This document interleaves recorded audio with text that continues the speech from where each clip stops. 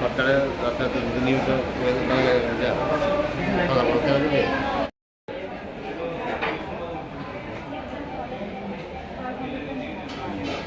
ঘটনাটা তো ছেলেটা ওই রাহুগলের এখানে কাজ করে দুদিন ধরে তারা বাইরে করে দিচ্ছে আরেকটি আর কি। তারপরে এর আগে আমরা কয়েকদিন যাইছি এখানে ওই জলাবদ্ধন হয়ে গেছে আমরা আমাদের দেখতে নিয়ে যাবো। তারপরে তারপরে ওখানে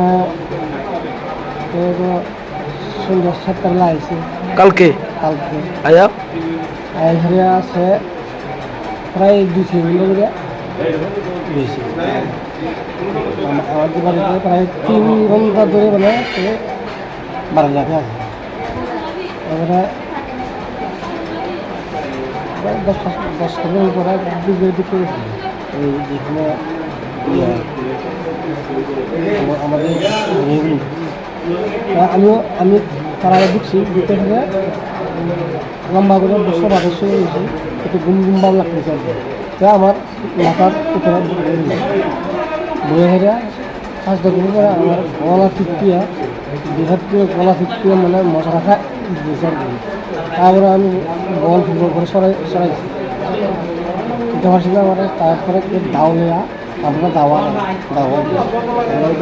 সিঁড়িতে রাখতাম সিঁড়ির থেকে আমি সেটা কুয়াইতে কজন কোবাইছে? আমরা 3 জনের কুয়াইছি। আপনার আর কারে?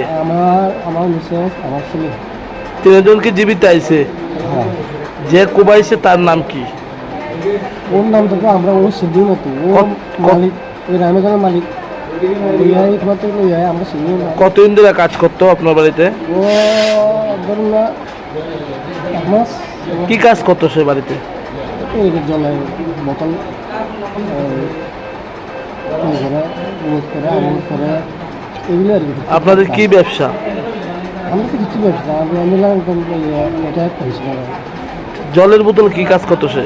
জলের বোতল আমরাও দিতে খাওয়ার জল আর কি।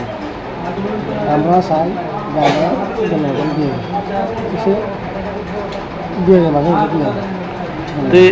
এরপরে পুলিশরা জানাইছেন ঘটনা এখন অব্দি? পুলিশে জানানো হয়েছে। আপনার কি নাম? আমার নাম দয়াল সাঁতরা। আর আপনার ওয়াইফের নাম কি? ও সোয়েটার চাকরি সোয়েটার চাকরি। আর আপনার ছেলের নাম? ছেলের নাম হলো অষ্টম চাকরি। বাড়ি? বাড়ি তো ওই এদিকে থাকি আমরা ওই বাইপাসে নাগেছিলাম আর কি বাইপাসে আছে। ঘটনা কি নাগেছড়াই হয়েছে? কোথাও নাগেছিল তারে পাওয়া গেছে না যে কোবাইছে আপনারা? না পাওয়া গেছিল না।